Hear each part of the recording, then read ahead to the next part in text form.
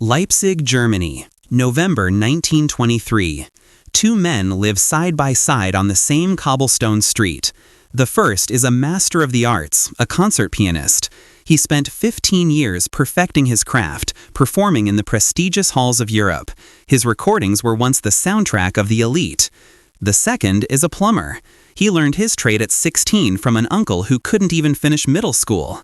If you asked anyone in 1913 who was more successful, the answer was obvious. But today, in the freezing winter of 1923, the hierarchy has flipped. The pianist is at the plumber's door, begging for a crust of bread. The plumber is sitting down to a hot meal of sausage and potatoes. Most people look at this and see a simple story of blue collar versus white collar. They are wrong. This isn't about class. It's about a brutal economic phenomenon that has repeated itself in every collapse from Weimar Germany to modern-day Venezuela.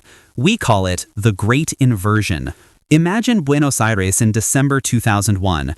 The government has just defaulted on $93 billion in debt. Banks are frozen. The peso, once pegged to the US dollar, loses 60% of its value in a heartbeat. Middle-class families who were buying new cars every 3 years are suddenly penniless. This is where the first law of collapse economics kicks in. Greater than, when a society can no longer afford to replace, it is forced to repair. Take a look at the local mechanic. Before the crisis, his rate was 50 pesos an hour. After the crash, it stayed at 50 pesos.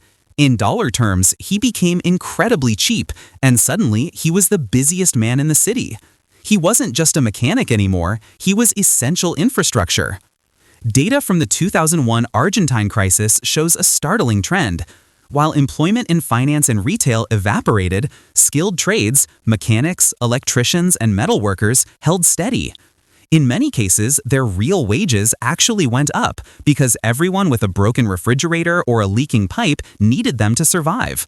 This is anti-fragility.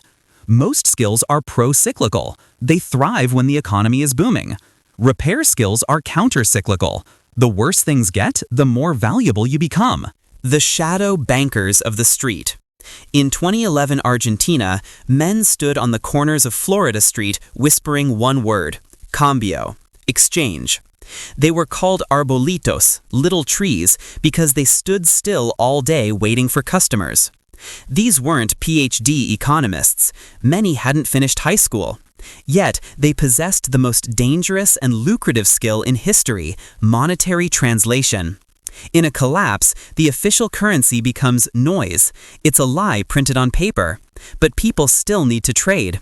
A translation node is someone who can look at a dying currency and a stable asset like gold, dollars, or even cigarettes and calculate the real value in between. Lebanon, 2019, the pound lost 98% of its value. The official banks closed, but the informal money changers kept the economy breathing. Zimbabwe, 2008.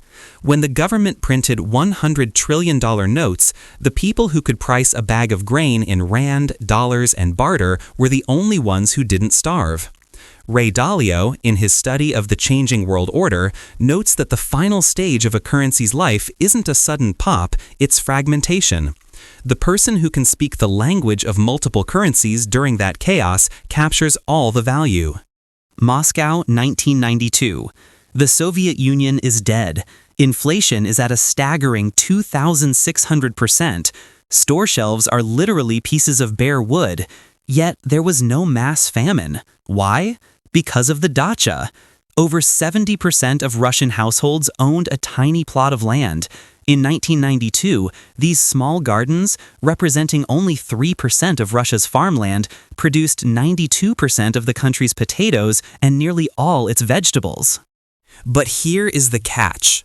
The land didn't save them. The knowledge did.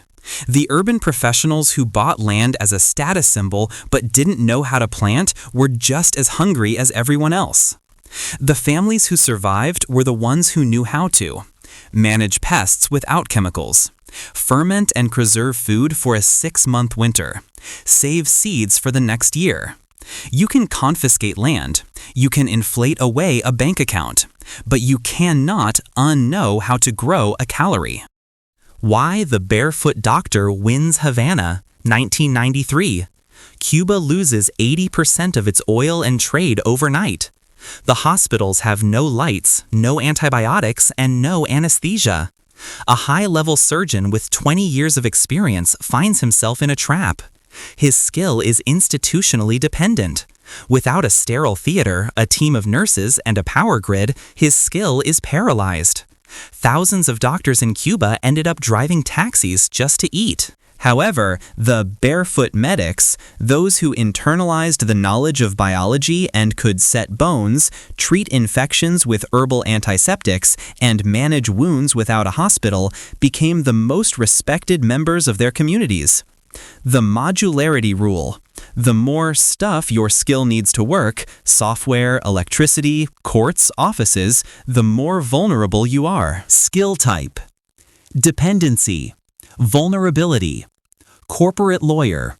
Courts, contracts, stable government, high. Software dev. Global servers, high-speed web, medium.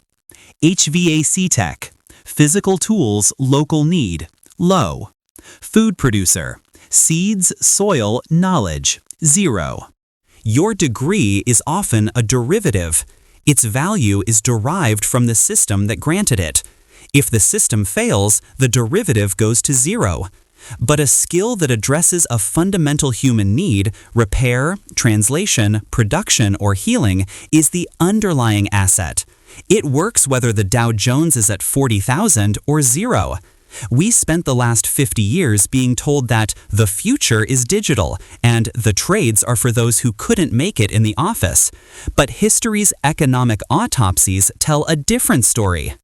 When the lights go out and the currency fails, the world doesn't care about your GPA or your LinkedIn endorsements.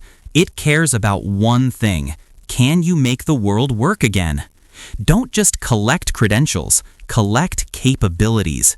Because in the end, the only thing you truly own is what stays in your head when everything else is taken away.